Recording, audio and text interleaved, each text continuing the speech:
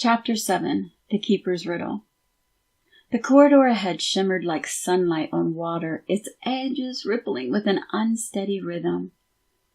Calderon stepped forward, the light bending ever so slightly, as if acknowledging his presence and clearing a path for him.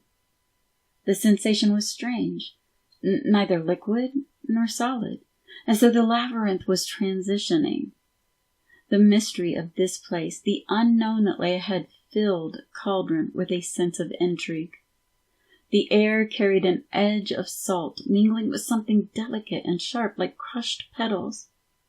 Calderon inhaled deeply, the scent anchoring him in this place that seemed both unformed and infinite.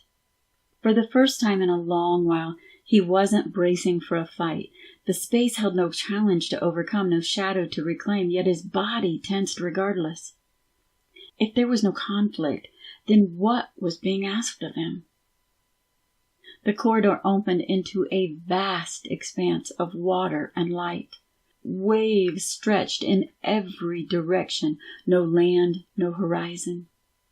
Colors churned beneath the surface, deep emeralds and sapphires shifting like secrets kept too long. Above, ribbons of gold and silver twisted their arcs, forming patterns that refused to hold still. Calderon stopped at the water's edge, the hum of the space deepening. It was not just sound, but vibration, an ancient pulse that seemed to know him. At the center, the water rose and folded into itself, taking form. The figure that emerged was both formless and familiar, liquid and reflective. At moments it looked like Calderon, his face, his silhouette, but then it dissolved into something unnameable. The sight unsettled him. "You have reached the confluence," the figure said, its voice rich and layered like overlapping tides. "Here your past, present, and future currents meet. To move forward, you must let them flow freely." Flow. The word lingered. Calderon frowned. His hand tightened around the neck of the violin.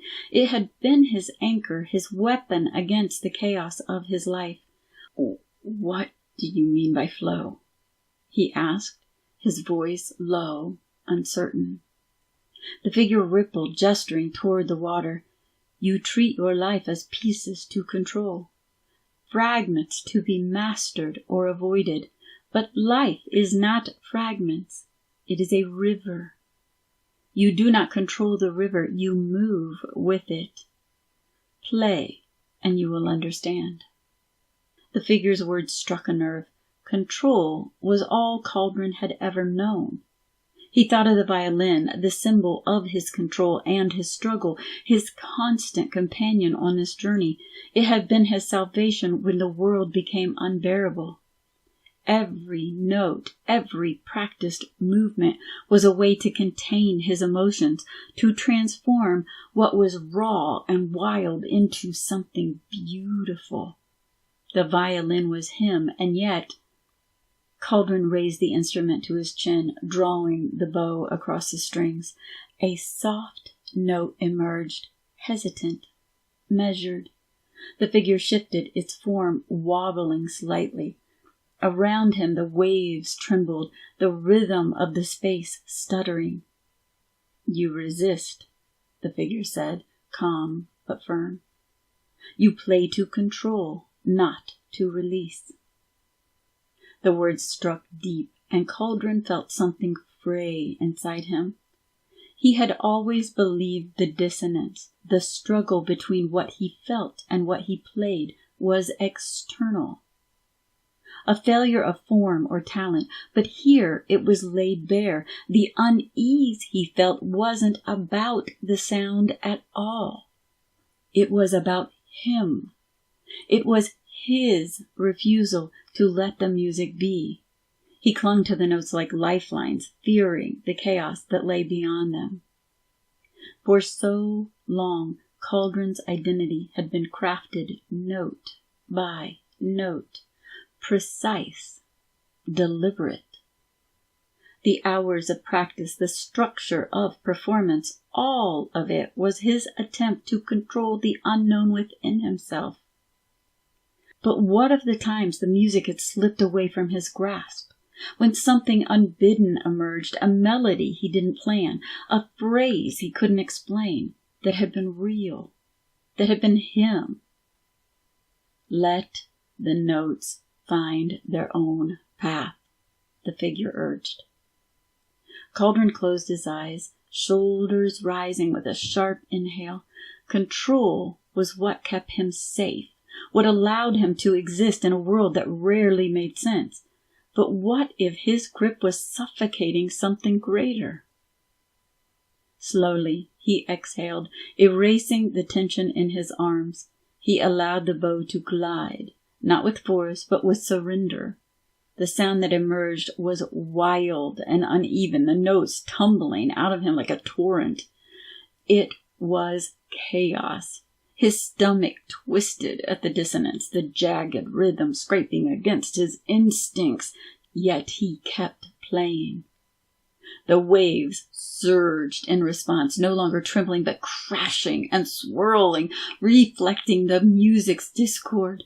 The light above unraveled, the gold and silver threads twisting wildly into tangled arcs. Calderon's heart raced. "This is wrong," a voice whispered. "You're losing it." And then, as suddenly as it had begun, something shifted. Calderon felt it. A thread of connection within the chaos. The jagged edges softened. The dissonance didn't disappear. It became part of something whole, something alive. He played on, not trying to direct the music, but letting it move through him. The waves calmed, their crests rising and falling in harmony with the music. The light settled, the threads weaving into patterns that flowed effortlessly, as though they'd always been there. Calderon's chest relaxed with a strange, unfamiliar relief. The truth was so simple, so glaring. His identity was not something to be controlled or perfected. It was alive, a constant current of memory, feeling, and potential. He was the flow. The figure rippled, its outline growing clear. Calderon looked and saw himself not as a fixed shape, but as movement, fluid and limitless. "You see now," the figure said, its voice softer, reverent. "You are not what you control. You are what you allow yourself to become." The music slowed, the final note resonating into silence. Calderon lowered the violin, his hands trembling, not from fear, but from understanding. He had spent so long fighting for control, believing it to be his salvation, yet behind that control lay his truest self, waiting for him to let go. The figure dissolved, scattering into the waves. The chamber grew still, the tension in the air dissipating like mist.